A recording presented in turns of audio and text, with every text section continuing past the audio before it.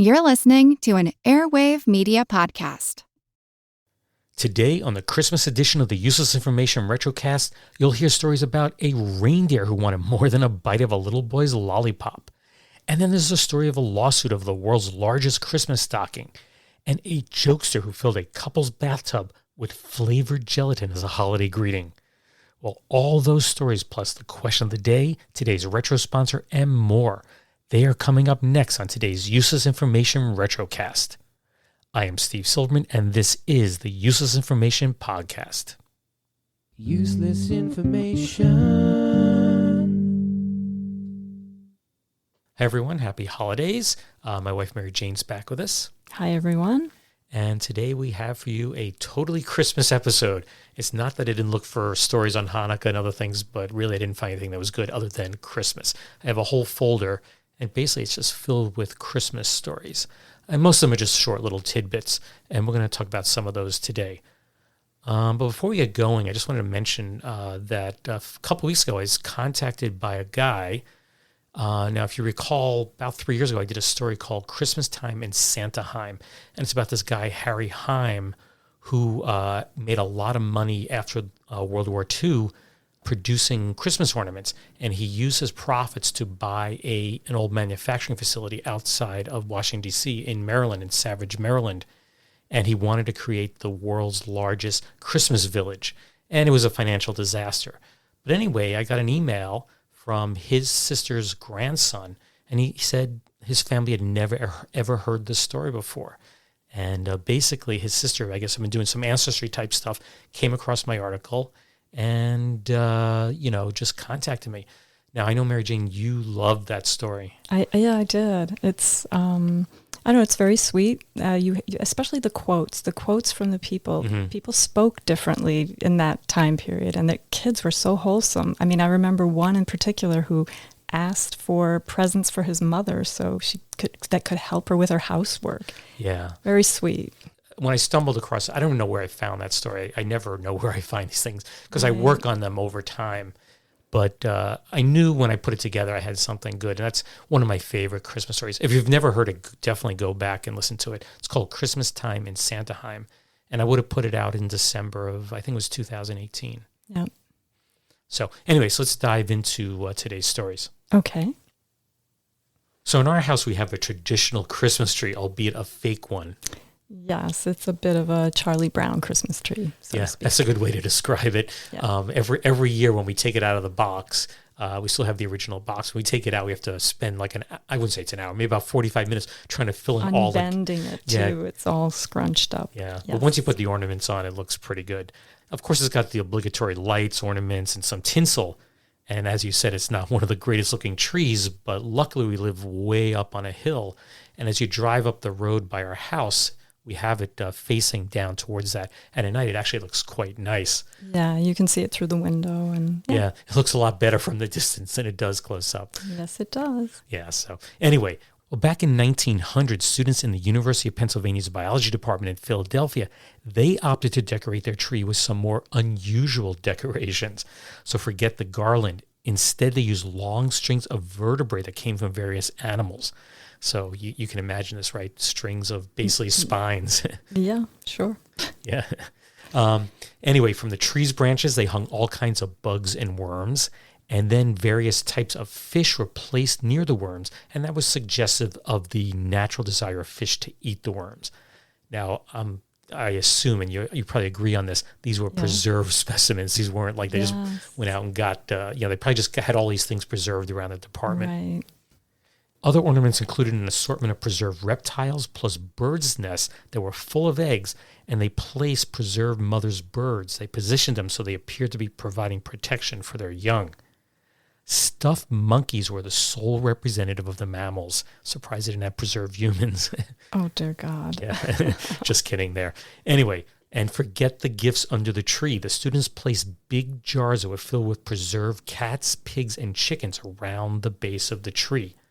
Then they put piles of bones, skulls, and teeth, and that added a bit of a biting edge to the display, if you get my bad pun there. Yes, I got that joke, yes. Yeah.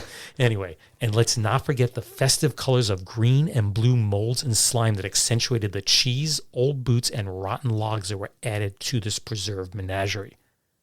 Now, the article, which appeared in the Boston Globe, claimed that this was an old custom and that the lively tree was a gift to the professors. Now, I could find nothing else in the newspapers about this, that it was a tradition, or if they even do it today. I'd be very surprised.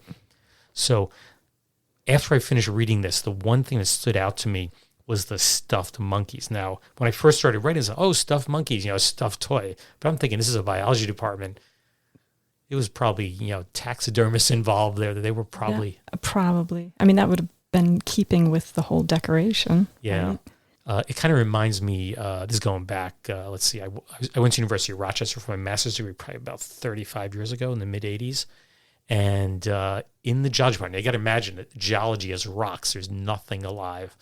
Right. And on the shelf in one of the labs was a mummified cat. And it was like a mascot. It was there. I don't know how. It had to be there for decades, I'm sure. And I have no idea where this cat came from. It just sat there on a shelf, and every once in a while, one of the other students would grab it, and it just kind of as a mascot. Did it have a name? It must have, but I just don't remember it anymore. It just, I remember the first time someone said, there's our mummified cat up on the shelf, and whatever name it may have had. It just kind of struck me as bizarre, So. Yeah. Okay, so we're going to move on. You can do the next story. Okay. On December 23rd, 1954, Dorothy Ferris of 42 Lakewood Avenue in Roosevelt, Long Island, took her 2-year-old son, Richard, to nearby West Hempstead to see a Christmas display that featured 8 live reindeer. Apparently, Rudolph got the day off. Now, I'm doing my math there when I wrote this. I assume it was 8 reindeer plus Rudolph. Is that correct? Yes, I think so. Okay. Yeah. As the two stood behind the protective fence, Richie took the lollipop that he had been sucking on and poked it through the fence and shoved it under the nose of one of the reindeer. After sniffing the treat, the curious animal decided to give it a lick. It must have tasted great, since the next thing that happened was that the reindeer grabbed the entire lollipop, stick and all. And when I say all, I mean all. That included trying to remove the end of Richie's finger. Richie pulled his hand back as blood began to gush out of his finger. He screamed at the top of his lungs as jingle bells played over the public address system. Mom wrapped Richie's finger in a handkerchief, put him in the car, and then raced home. Dr. Samuel Postnock came and cauterized the wound, and then, as required by law, contacted Dr. Earl Brown, who was the Nassau County Health Commissioner at the time. Brown was informed by zoologists in Manhattan that reindeer have a high incidence of rabies, so he ordered that the entire herd be quarantined until December 29th, 5 days after they had originally been scheduled to depart. Which left police with one big mystery to solve. Who was the guilty party in trying to bite off Richie Ferris's finger? Was it Dasher, Dancer, Prancer, Vixen, Comet, Cupid, Donner, or Blitzen? Or was it all a setup by one of the reindeer who never received the fame and glory of being able to pull Santa's sleigh?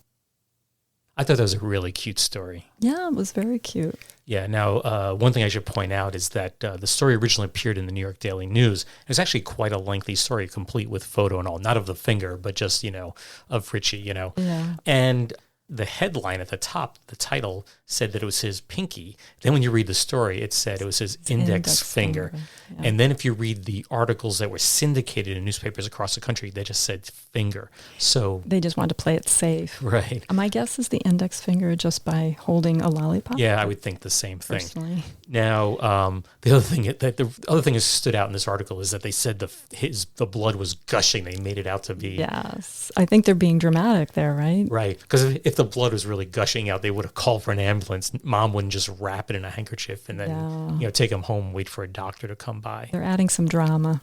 Yeah, it is a cute story, though. Yeah, and you said it was a big story, right? It was in many newspapers. Yeah, I mean, it was a big story in the New York Daily News, and then a section of a few paragraphs of that was carried in newspapers across the country. Yeah, cute. Yeah.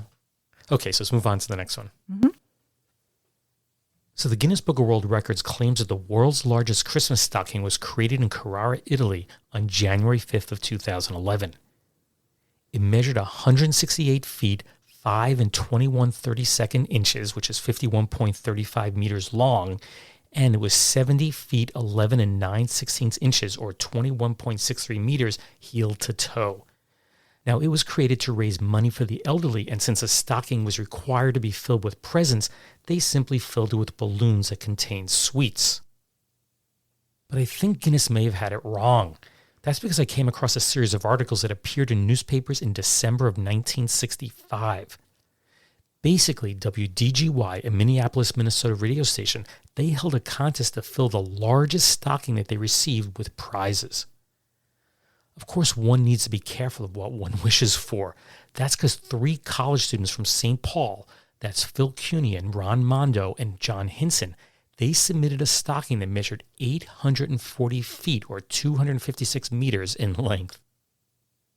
The 3 invested $150, which is $1,250 today. They invested $150 into the project and spent an estimated 300 hours sewing the fabric together. The first problem that the radio station had was finding a simple way to measure the stocking. Program director Scott Burton came up with the ingenious idea of having a helicopter lift the stocking up and place it beside the station's radio tower, which was, of course, of known height. Next, they needed a way to fill such a large stocking without, of course, breaking the bank. And like the supposed record holders in Italy, they opted to fill the stocking with balloons. But instead of placing candy inside of each balloon, the station placed a $1 bill inside of each. That would guarantee the winners at least $500 in total. That's $4,170 today. Yet that wasn't the end of the story. 10 students from Macalester College won the second prize, which was, quote, a cheap transistor radio of foreign make, a coupon for 10 hamburgers, 6 promotional phonograph records, a carton of soft drinks, and 5 coupons for 2 quarts of Beep for Breakfast, which was a once-marketed vitamin-enriched breakfast drink. Yet the Macalester students insisted that they should have won the contest because their stocking had a much larger volume than the one that was declared the winner. They claimed that their stocking could hold 7,500 of the dollar-filled balloons. Their argument was that there's a big difference between the largest, which the contest specified, and the longest, of course, which the winning stocking was, even though the longest one was much smaller in volume. So what did they do? They hired a lawyer and sued the radio station. They requested the $7,500 that all those balloons were held in cash, plus an additional $5,000 for the embarrassment that they suffered in their loss. I was unable to find anything further on their lawsuit or how it was settled, but if I had to give a guess, I'd say that the students and the radio station came to some sort of financial agreement, and if anybody out there knows anything about it, let me know. And that leaves me with one big question. Was the stocking in Carrara, Italy really the largest, as Guinness claims? Now, you just heard the evidence, and I'll leave that for you to decide. So, Mary Jane, did you hang stockings up when you were a kid? Yes, we did. My mother sewed all our names on them. They were red felt stockings, and we put them on the fireplace. And were they filled with coal? No, they were filled with candy. Yes. Yeah. And dentist was very happy about that one, I'm sure. Yeah, sure. It's great for business. Yeah.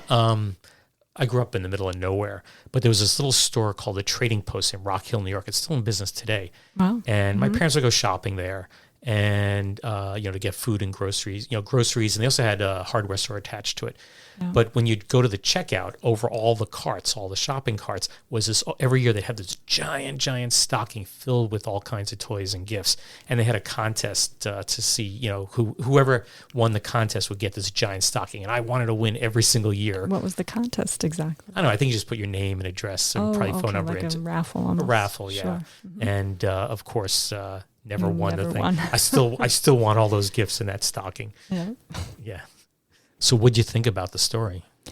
I was a little surprised at how seriously college students took this contest. Especially to go so far as hiring a lawyer to figure out who really won. And And what amazed me, this is right at Christmas time. They're doing this Around finals. Around finals. How and, did they're, they and they're spending find the 300 time? hours making this giant stocking. Sewing a stocking. Now, there is a fuzzy picture. It's kind of one of those microfilm pictures in the newspaper image. archives of it.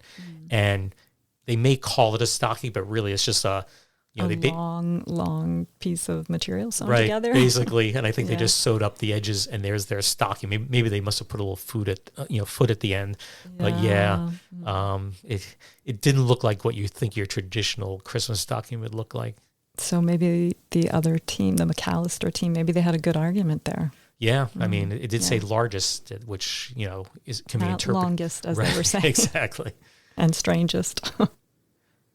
So why don't we take a quick break to hear from our sponsors? But when we return, we'll hear some more Christmas stories. Okay, sounds good. Welcome back. So Mary Jane, here's a question for you. You ready? Right, sure. In what year was the first Christmas film made? Mm-hmm. Now, I know that's almost impossible to get an exact date, so just try and get the right and decade. this includes even silent film, possibly? Oh, it's definitely silent film. Okay. And it's very short. It's under 2 minutes, but it involves Santa Claus in the chimney and all that kind of stuff. Okay. And stockings. All right. So you just got to get the correct decade, okay? Oh, I can win with the correct decade. Correct decade, Oh, that's right. quite generous of you. Yes. So All anyway, I'll let you think about that for a bit, and we'll discuss the answer at the end of the podcast. Okay. So for today's retro sponsor, I've chosen Dole Pineapples or Dole Pineapple Juice. You ready for that? Yes, sure. Okay, so let's take a listen.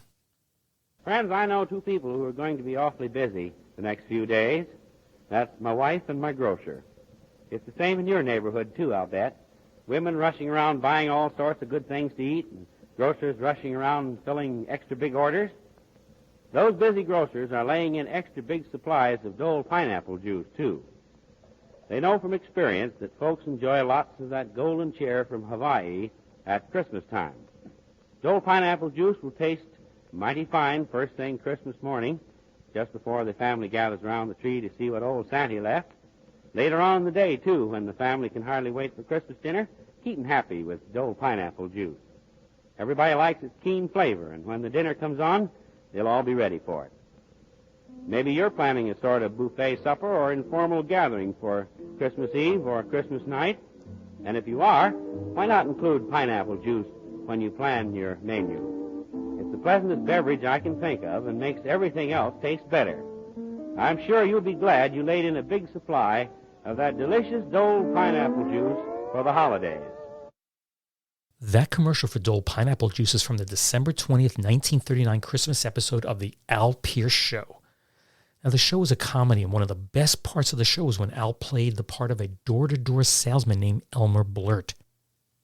Now, Elmer was incredibly shy, and after he knocked on every door, he would mumble, "I hope there's nobody home. I hope, I hope, I hope." Of course, someone almost always answered the door, and that's where the real comedy would begin.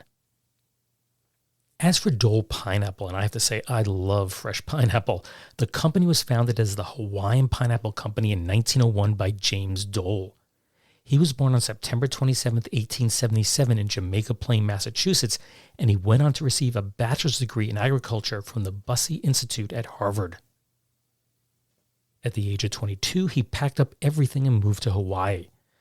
Now, after I mentioned that his cousin, once removed, Sanford B. Dole, was the president of the Republic of Hawaii at the time, that move makes a lot more sense. Upon arrival, James Dole purchased a 64-acre farm on the island of Oahu, and he experimented with various crops, ultimately choosing to focus on pineapples. Without going into great detail as to how Dole built up his empire, I mean, that could fill an entire book, I'll briefly tell you that his use of technology allowed his company to process pineapples faster than his competitors, and his decision to set up a cannery in Hawaii that allowed for pineapples to be shipped all the way to the East Coast markets of the United States. Plus, he ran a successful nationwide consumer ad campaign, and that all set the foundation for his company to grow and eventually dominate the pineapple industry.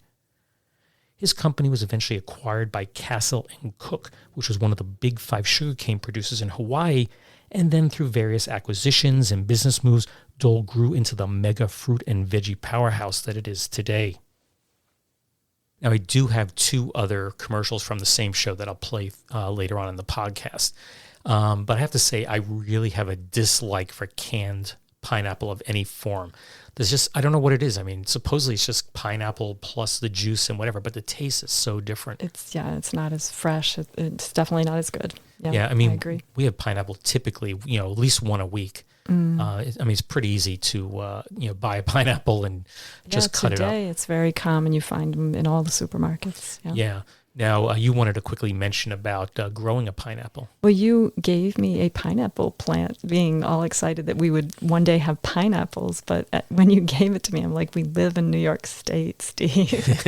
And it's grown a little bit, but there's no way I don't know if it's ever going to produce a pineapple. Yeah, I mean, I should mention it's a miniature pineapple, and it was designed to grow indoors. Right. But we don't get a lot of light indoors here, particularly in the wintertime. Not in the winter. And even a typical pineapple, I think, takes 18 to 24 months to reach, to get just one fruit off of it. Yeah. An interesting little side note is that when you look at a pineapple, it looks like one solid flower produced that, but each one of those, I don't know what you would call them, those little shapes on there, is a separate flower. And as it grows, they fuse into one giant fruit, which is what we purchase. Okay. Oh, I didn't know that. Yeah. So let's move on. Okay. So now it's time for a segment I call Footnotes History. These are short little stories that really there's no further research to do. So we're just going to read them word for word as they appeared in the newspapers years ago.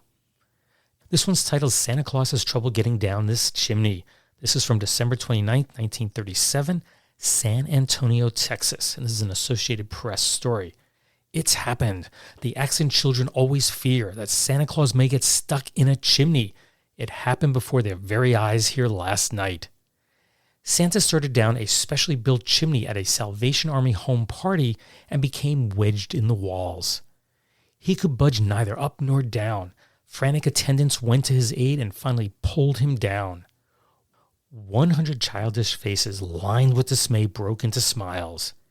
A very nonchalant Santa went about the business of distributing his gifts. I should say I come across these kind of stories all the time about Santa getting stuck in chimneys. I have a whole bunch of them. Really? I don't know if it's an annual thing, but it's, if you read enough old newspapers, that story seems to repeat itself with time. That's hilarious. Yeah. Of course, Santa could never get down our chimney. He's got to find a different way into the house. Although Right. he's got his magical powers, so maybe he'll figure out a way. This is from December 2nd, 1948, and it's entitled Early Greeting Might Be Said in Bad Taste, from Pueblo, Colorado. Mr. and Mrs. Jack Halstead never eat gelatin for dessert. This worried them considerably yesterday when they returned home from a Denver trip to find that some prankster had mixed approximately 30 gallons of cherry-flavored gelatin in the bathtub. The glassy red stuff was inscribed in whipped cream with the premature greeting, Merry Christmas. I thought that was a really cute little story. Yeah. It left me with a whole bunch of questions. I mean, first of all, it takes a while for gelatin to solidify. Exactly. I was wondering too. I mean, do you have to refrigerate it? Maybe. Well, not certainly not in your bathtub. No, you can't. So the question is, they must have been gone for quite a while for that to happen. The other thing that popped in my head is, how did they know it was cherry? I mean, would you eat out of your bathtub to find out what flavor it is? I don't know, and they don't like it. So, but anyway, Yeah. They must have. I don't know. Yeah, and, Someone must have. And then also, how did they know it was 30 gallons? I mean, first of all, it's a tub holds 80 gallons. And I should say, for those of you overseas, 30 gallons is about 120 liters. Yeah. That's not enough to immerse your body. And so how did they, I have no idea. but it is a cute story. I mean, there was no follow-up. I couldn't find anything after about this. It'd be curious if it was, who the pranks, they probably found out eventually who the prankster was, Yeah, sure. Because probably someone had a key to the place. Yeah, friend, neighbor. Maybe an adult child or something like that, Yeah. Now, before we go on with more stories, I said I'd play another one of those Dole pineapple commercials. All right. So let's take a listen. Okay. You know, Al, this year a holiday grocery list are going to include something they've never had before. Well, what's that, Gary? Those new Dole pineapple gems. Say, by golly, now that you mention it, that is right. This is their first year. Well, we've sure got gems on our grocery list at home. And so have lots of people all over the country. Every day more people are discovering Dole pineapple gems. And everyone who tastes this new and unusual cut of pineapple is enthusiastic about it. You know, gems, spelled G-E-M-S, are different. The ripe fruit is cut across the grain into tender, juicy, spoon-sized cubes. Cutting the fruit across the grain releases more of that marvelous pineapple goodness. Why not let the whole family enjoy gems tomorrow? Oh, they're a great treat by themselves, and just as they come from the can. And gems are greatest in salads and fruit cups and desserts. They're easy to serve because they're spoon-sized and cube-shaped. Remember the name, Old Pineapple Gems, Gems. Well, a little bit of distortion there in the audio right near the end. Towards the end, yes. Yeah, unfortunately, these come off old transcription discs, these giant kind of records from, it's actually kind of amazing that so many are still around. Yeah. People started collecting because they generally just dispose of them once the show was over. Yeah. Have you ever heard of pineapple gems? Never. Yeah. That's what I was thinking. They were always diced or cubed pineapple to me. Again, not one of my favorites. I still prefer fresh pineapple. Anyway, let's get back to the stories. Okay. This story is from December 26, 1949, and is entitled Oddest Gift, Ontario Boy Given Snake by Museum, Santa Barbara, California. Probably one of the oddest Christmas presents today went to the 10-year-old son of Dr. and Mrs. A. Williams of Ontario. It was a king snake, the gift of the Museum of Natural History here. The family drove here from Ontario yesterday to buy the snake, but was informed that the museum had no such pets for sale. However, on learning how unhappy the boy would be, and that his parents had driven 125 miles, that's 200 kilometers, to find such a present, Director Arthur Coggeshall of the museum made them a gift of the snake. He shoved it into a sugar bag, and the family drove off anticipating a happy Christmas. So did you ever want a snake for Christmas? No, never. Yeah, me either. Absolutely never. Yeah. As you know, my parents owned a pet shop for 25 years, and they did sell snakes. And there were people, now they always kept them under lock and key. They were in a glass. They were in tanks with screen covers on them. And then the cabinet always had a lock and key on it. The glass doors were locked up. I think I know this is going, but go right ahead. Yeah, and there were still people, and they were always in the back of the store on purpose because people wouldn't walk into the store knowing there were snakes there. Oh my goodness! Yeah, I mean they were that afraid. It was a pretty big store, but even knowing they were under lock and key, some people couldn't overcome the fear, a phobia almost. But anyway, occasionally one would get loose, and I remember, one year. My mom had mentioned to me that one had gotten loose a couple of months earlier, but they couldn't find it. And there's really not a lot of places to hide in the store. In retail stores, the ceilings are very high, much higher than you'd find in a typical home. And in their storage room, the shelves went all the way to the ceiling. And they asked me to get a box off the shelf.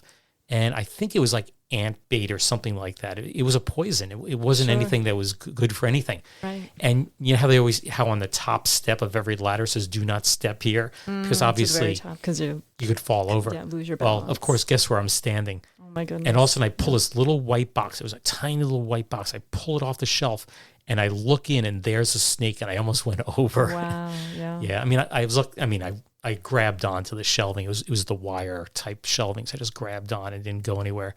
But I was like, holy cow, not only has it gone months without eating, which snakes can easily do, and without water, but there it is coiled up in a box of basically, poison. I mean, everything was wrapped, but the fact that it survived was pretty amazing. Yeah, I did know that. They can live for a very long time without food or anything. Yeah. So it's just one of those very memorable stories of having a pet shop in the family. Yeah. So this is from December 17th, 1953, and it's entitled Absent-Minded Santa Claus from Charlotte, North Carolina. Children at the Union Hills Orphanage were a little shocked at Santa Claus's appearance when he parachuted onto the orphanage grounds as part of the 9th Air Force's Operation Christmas. First of all, Santa radio commentator Frank Edwards forgot his beard. Then, as Edwards was distributing toys, he noticed the rather startling expression on the faces of the children. I looked down, Edwards said, and discovered to my dismay that my pants were around my knees. Okay. So what do you think? I think he wasn't taking his job very seriously. Yeah, although sometimes it's not something. Forgetting your beard. Come on, that's a real. That's a signature hair. Of course, the real Santa would never forget his beard because it's a permanent part. He's just busy, so sometimes people have to be stand-in Santas for him. Yes, that's correct. Yeah. But this guy didn't do the greatest job. No, but I'm sure the kids loved their gifts when they got them. This is true. And nobody's perfect. That's right. Except me. No, just kidding. So we'll do the last one. Okay.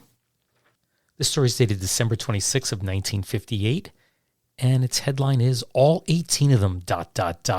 Christmases Have Merry Christmas. New Orleans, Louisiana. This is a United Press International story. It was a Merry Christmas for the Christmases, all 18 of them, in spite of all those wisecracking telephone calls. There were Josie, Eugene, Margaret, Lori, Rose, Sam, Earl, Louis, Winfield, and Joseph, but no Mary or even Mary. Josie says she was the only Christmas in town that she knew of until about 15 years ago. Then members of the Christmas family began migrating downriver from Natchez, Mississippi, and now they all get together for Christmas. Among them are housewives, soldiers, construction workers, meat packers, and a physiotherapist. As usual on Christmas Eve, the telephone at Josie's house jingled constantly while the Christmases were decorating their tree. The callers were anonymous, but the nature of the calls was familiar. Quote, "If your Christmas, where's Santa Claus?" one caller asked. "Merry Christmas, ho, ho, ho," said another. And another, "Christmas? I thought you didn't arrive until the 25th. Are you here already?" The maker of that last call was informed cheerfully that the Christmases are around 365 days a year, or 366 in the leap years. So I did check, and it turns out, this is the beauty of the internet, there are 7,385 people with the last name of Christmas in the United States. That's a lot. And worldwide, there's only 14,370, which basically means half of them live within the United States. Live in the United States, or half. Yeah. I've never met anyone with the last name of Christmas, honestly. I have not either, no. Yeah. Of course, we live nowhere near Mississippi. You were going to tell a little bit of a story. Yeah, I just thought it was cute that people back then, did prank phone calls, because people don't do that anymore, because most people don't have landlines. And when I was a kid, I remember staying over at a girlfriend's house and calling up just random phone numbers and asking people how many Campbell soups they had in their cupboard. And one time this one woman went and spoke to us for quite a few minutes about it. Then we hung up and laughed our heads off, saying she didn't have a clue. And of course, we're like in 4th or 5th grade. So with our squeaky voices, she knew all along that it was just a prank phone call that we were making, and people don't do that anymore. I think it's, at least that we know of. Lost art. Yeah. Now they send prank texts. I don't know. I really don't know what young kids do today. Yeah. I can't say I've ever done that in my life. Yeah. It never even occurred to me. Of course, as you know, I don't like picking up the phone, so it probably would never happen. Well, there you go. I won't even call for a pizza, as you know. So, Mary Jane, earlier in the podcast, I asked you when the first Christmas film was made. Mm-hmm. And I told you at least get to the right decade. Yeah. So what were you thinking? Well, we talked about, you said something that kind of like a hint that it's as far back as silent movies. Oh, it's definitely a silent movie. Okay, so I'm going to go pretty far back. And how pretty far back is that? I'm going to say, I feel like this is Let's Make a Deal. 1905? You're close. Okay. You're off by just a little bit. It was made in September of 1898. Yeah, I was even thinking 1900, but yeah, because I know you're gonna be old. Yeah, I know you're gonna be shocked by this, but it was titled Santa Claus, and it was a film made by a guy named George Albert Smith, who was an established portrait photographer at the time. The entire film ran, you ready for this? 1 minute and 16 seconds. Right. Yeah. And it starred his wife Laura Bailey and their 2 children, who were Dorothy and Harold. Can you see it online? Yeah, I'd love to see that. Yeah, actually, what I'll do, of course, I'll show it to you by yourself, but I will put it up on my website. Thank you, Steve. That'd be very nice. No, you can never look at it, but I will put it up on my website. So if you go to uselessinformation.org, I will post that. If it's not there and you go to check, someone send me an email, but I will try and remember to post it there. That'd be cute. Yeah. Anyway, it's actually a cute. I think it's very well made for its time. Basically, there's a maid who puts two children to sleep. Then she goes and she turns out the light, and then Santa suddenly appears and fills their stockings. And in an instant, he vanishes, which is presumed to go. He went up the chimney. Right. And it was quite advanced and ingenious for its time. It's the first known use of parallel action. The kids are in bed while Santa's up on the snowy roof of the house. You have two kind of scenes going on at the same time.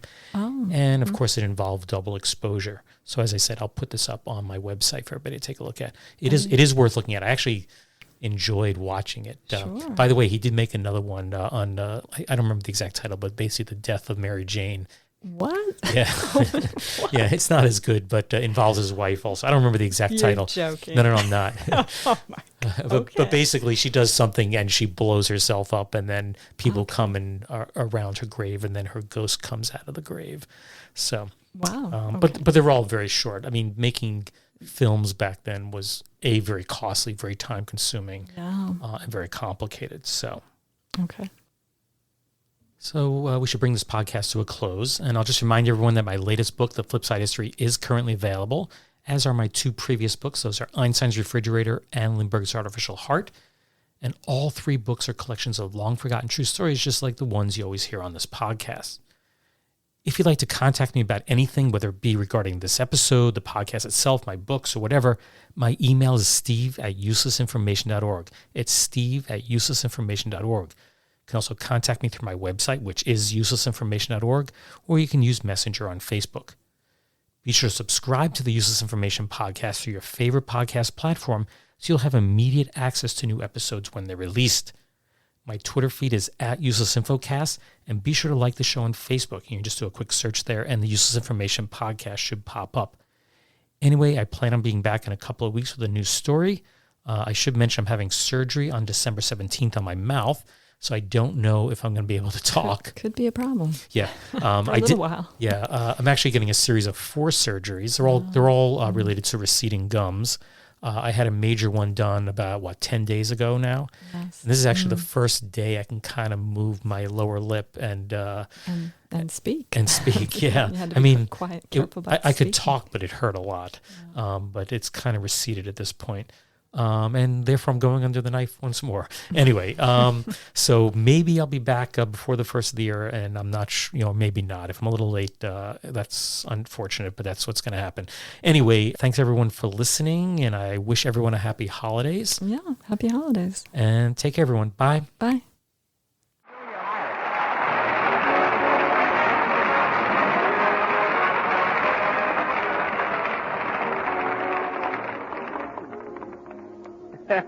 Well, here we are at the end of our Christmas program. And as Elmer Burt would say, I sure hope you all have a very Merry Christmas. I hope. And I hope when you wake up Christmas morning, besides all the other stuff, maybe you'll find in your stocking a nice big can of that delicious Dole pineapple juice from Hawaii.